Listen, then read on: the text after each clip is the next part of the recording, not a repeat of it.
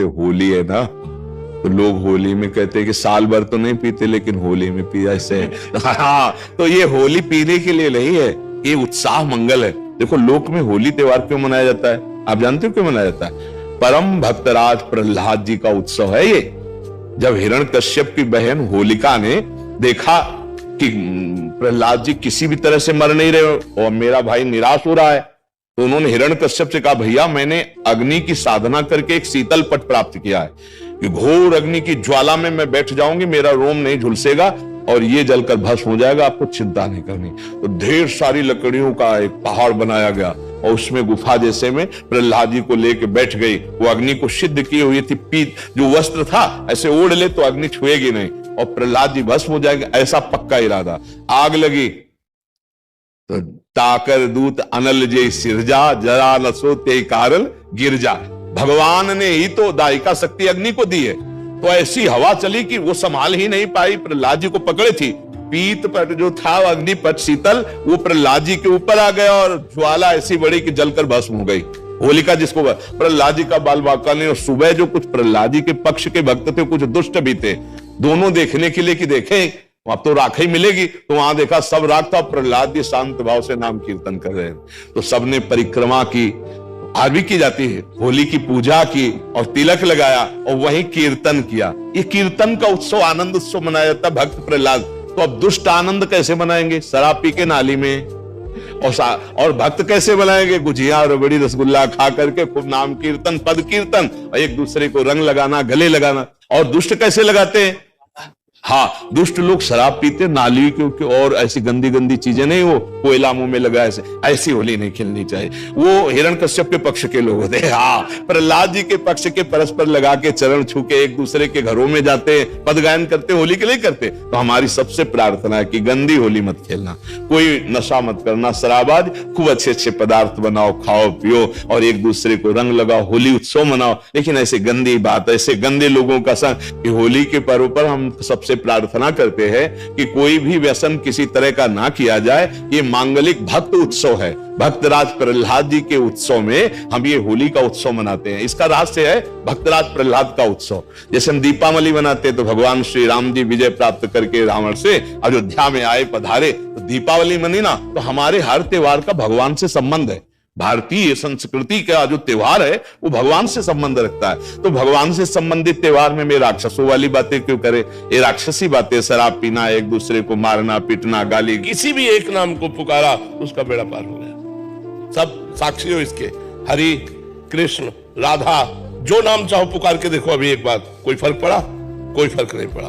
नाम जपते जपते जपते जपते जब निर्विकार स्थिति हो गई, हृदय द्रवित हो गया, हित सो होए अति दीन, अति दैन्यता में, प्रेम में, आर्त भाव में पुकारा बस हो गया। उसी समय भगवान का हृदय में प्रादुर्भाव। इसी के लिए जन्म जन्म अभ्यास किया जाता है। कई जन्मों से जब भजन होता चला आता है और वासनाएं नष्ट हो जाती हैं, हृदय निर्वासनिक, दैन्य, प्रीति से भरा हुआ, तब जो नाम निकलता है वो बात है। जैसे सियाराम हम भी बोले और सियाराम भरत जी भी बोलते थे, तो जब सियाराम बोलते थे पूरा चित्रकूट विकल हो जाता था, पत्थरों से भी रस द्रवित होने लगता था।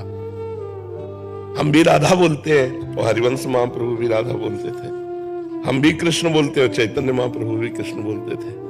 तो हमारा अभ्यास और स्वाद वो अभी जागतिक है, उनका अभ्यास और स्वाद दोनों भागवतिक है। तो जब हमारा चिंतन भागवतिक भगवदाकार वृत्ति हो जाएगी, आर्त भाव होगा और दैन्य होगा, तो कोई एक नाम उच्चारण करो, उनके सब अनंत नाम है, अनंत नामों में कोई भी एक नाम उच्चारण करो, उसी से भगवत प्राप्ति हो जाएगी। समझे? अगर दैन्य और प्रेम नहीं है, आप कोई भी नाम कहते तो उच्चारण करवाओ किसी भी पापी पुरुष से, तत्काल उसके अंतःकरण की पवित्रता स्थित हो जानी चाहिए, चंचलता शांत हो जानी। कोई भी एक नाम हमें बताओ और किसी भी पुरुष को उच्चारण करवाओ और उसी समय तत्काल उसको पवित्र हो जाना चाहिए, नहीं होगा। क्यों? क्योंकि बार बार जो हमारे अंदर दुर्वासना मम सदा परिकर्षयन्ति, जो दुर्वासना है, उसीलिए कहा गया है सातु दीर्घकाल निरंतर सत्कार सेवितो दृढ़ भूमि।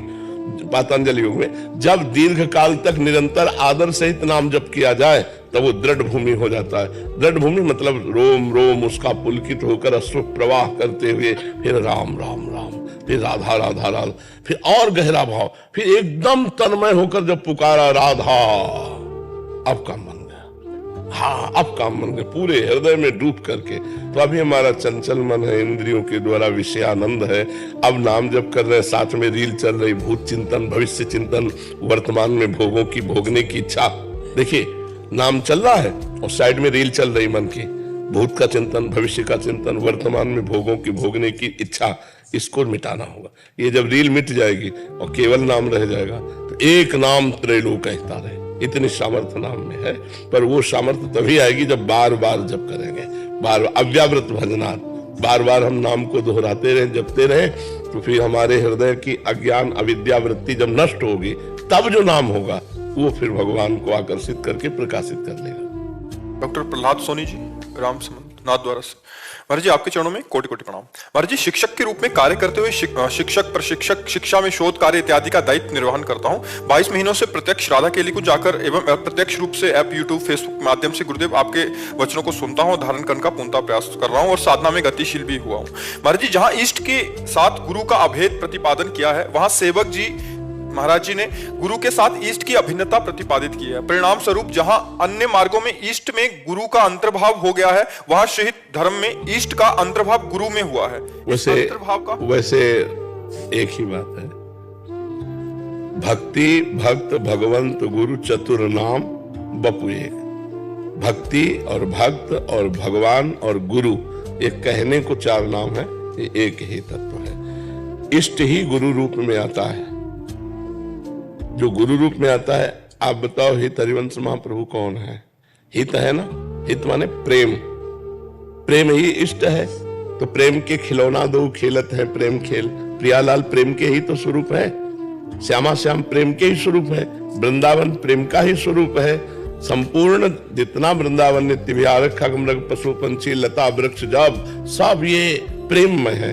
वही प्रेम अपना परिचय देने के लिए गुरु रूप में अवतार ले रहा है कि नहीं ले रहा है? अब उसी गुरु को जब सेवक जी देख रहे हैं कि मेरे गुरु ही हा हरि है, ला राधा है, वा वृंदावन है, सा सहचरी है, मेरे हरिवंश महाप्रभु ही वृंदावन है, वृंदावन में विराजमान सहचरियों के मध्य में श्यामा श्याम है। तो अंतर क्या रहा? केवल उसे भेद करके प्रवीणता पूर्वक वर्णन किया जाता है। समस्त संप्रदायों ने इष्ट को गुरु रूप में देखा है। तो आप यहां बताओ, क्या इष्ट नहीं आया गुरु रूप में? आप विचार करो। अब हम इधर से देखते हैं, वर्णन करना शुरू करते हैं कि मेरे गुरुदेव ही आचार्य हरिवंश महाप्रभु है, आचार्य ही प्रिया प्रीतम है, कोई अंतर नहीं। तो कोई अंतर लगा क्या? क्या अंतर? हमको इसको बता दो केवल कि ये अंतर हुआ। अंतर क्या हुआ? जो महान पुरुष अपने गुरुदेव में प्रिया प्रीतम को देख रहे हैं, सियाराम को देख रहे हैं, माना कि साक्षात सियाराम बैठे, तो हम क्या देख रहे हैं? हम भी तो वही देख रहे हैं। तो इधर से देखो या इधर से देखो, बात तो एक ही है ना। केवल श्रेष्ठता प्रतिपादन के लिए इस शब्द को कहा गया, नहीं मुझे अंतर बताओ। मैं आपको देख रहा हूं कि मेरे प्रिया प्रीतम इस रूप में आए हैं और ये देख रहे हैं कि यही साक्षात प्रिया प्रीतम है। तो अंतर क्या है? एक ही परमात्मा विविध आचार्य गुरु रूपों में अपनी महिमा को बताने के लिए प्रकाशित हुआ है। एक ही परमात्मा। देखो सेवक जी महाराज सिद्धांत वर्णन, आत्मा हरिवंश प्रगट परमानंद श्री हरिवंश प्रमाण मनम। शुद्ध ज्ञान की बात। हरिवंश चंद्र जो कौन है? हमारी आत्मा है। श्री हरिवंश विदित विधि वेदम, श्री हरिवंश जो तत्व भेदम, श्री हरिवंश प्रकाशित जोगम। बिना सिद्धांत के कोई भी बात किसी की भी नहीं मानी जाती। सेवक जी ने कहा हरिवंश क्या है? बोले श्री हरिवंश विदित विधि वेदम। वेद जिसको बता रहे, क्या वेद बता रहे? रसो वैसा रसम ह्रम लब्ध्वानंदी भवतु। वो परमात्मा कैसा है? बोले रस स्वरूप है। तो रसमय हरिवंश परम परमाक्षर, वेद प्रमाणित। बोले श्री हरिवंश जो तत्व अभेदम। अभेद तत्व कौन है? ब्रह्म। सर्वम खलमिदम ब्रह्म। तो हरिवंश कौन है? ब्रह्म। देखो खींच तान करके और अपना कुछ अलग स्थापित करना वो मेरे स्वभाव में नहीं। जो है वो है, वही सियाराम है, वही राधे श्याम है, वही शिव पार्वती है, वही सब रूपों में है। अलग अलग स्वाद है। यमुना जी एक बेर है, आपने जुगल घाट में नहाया, बोले हम धन्य हो गए। तो एक ने केसी घाट में नहाया, बोले हम धन्य हो गए। और एक ने विश्राम घाट मथुरा में नहाया, बोले हम धन्य हो गए। लेकिन नहाया सबने तो यमुना जी भाई। तत्व अगर दो हो तो बात हो गई कि आप श्रेष्ठ कोई दास भाव से उसी प्रभु को रिझा रहा है, कोई सख्य भाव से, कोई वात्सल्य भाव से, कोई गोपी भाव से, कोई सहचरी भाव से, लेकिन प्रभु कौन है? वही तो है ना। तो श्रेष्ठ क्या हुआ? स्वाद केवल, स्वाद श्रेष्ठ। जो श्रेष्ठता का वर्णन है वो स्वाद वैचित्र से है, तत्व वैचित्र से नहीं। तत्व तो जो एक आचार्य में है वही एक दुष्ट पापी में भी है। हरिवंश महाप्रभु कहते हैं, ये क्रूरा अपि पापिनो न च सताम संभास्य दृश्यास्ते सर्वान् वस्तुतया निरीक्ष परम स्वाराध्य बुद्धिर्मम। जो क्रूर है, पापी है, दुष्ट है, जो संभाषण करने योग्य नहीं है, उनमें भी मेरा श्री राधा वल्लभ लाल विराजमान है। ये मेरी दृढ़ मति है। स्वरूप कैसा होता है, उसको धारण कैसे कर? कौन सा स्वरूप? इष्ट का गुरु में, इष्ट में गुरु का। जब तक अपने गुरुदेव के चरणों में ऐसी आसक्ति ना हो जाए कि आपको अपना विस्मरण हो जाए, तब तक तो ऐसा नहीं अनुभव होता। जब अपना विसरी देह तपहि मनु लागा, जब देह की सुधि, पांचों भूले देह सुधि, प्रथम भाव तन अप बदल करे बपूजू अलंकृत, व्यासवन प्रसाद देह मानसी गढ़े चित। जब चतुरासी जी के गायन में और निज मंत्र के जप में इतनी तन्मयता हो जाए कि शरीर शुद्ध छूट गई, तो वही गुरु पूरा वैभव प्रकाशित हो जाएगा वृंदावन का। थे बचन मिथुन मुख निसरत, सुनि सुनि देह दशा किन भूलो। ये प्रियालाल के रस लीला का गायन करते करते ऐसी तन्मयता हो जाए, कभी 1 मिनट शरीर को भूल जाओ, 1 मिनट नींद के अलावा। नींद में तो सब कोई देहातीत रहता है लेकिन जागृत अवस्था में देहातीत अवस्था 1 मिनट, तब बात बने। गुरु का स्वरूप और आपके स्वरूप में इतना अंतर नहीं है, आत्मा एक ही है। लाख घड़े हैं, लेकिन उनमें जो प्रतिबिंब पड़ रहा है वो घड़े के अनुसार बड़ा छोटा दिखाई दे रहा है, लेकिन वो एक ही सूर्य का है।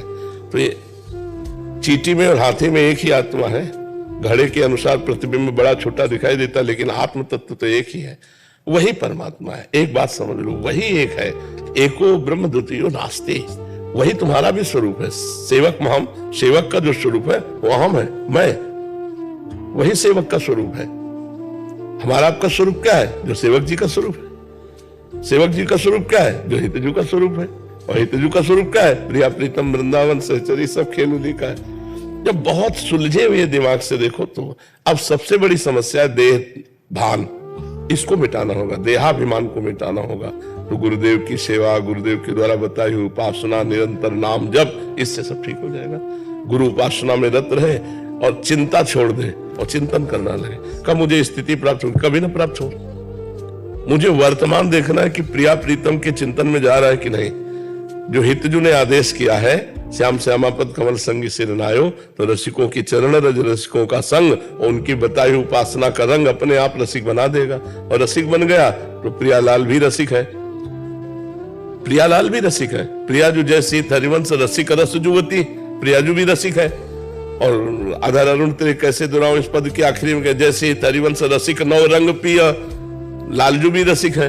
रसिक रसिक रसिक, पहले रसिक की शरण और फिर रसिक, और जब रसिक तो पूरा रस समुद्र आ गया हृदय में। और ये सब देते हैं वही, अपना बस कुछ नहीं, अपना बस है जो उनकी कृपा से हम हरिवंश कृपा, हरिवंश कहे, हरिवंश कहे, हरिवंश लाए, हरिवंश सुलाभ सदा तिनके।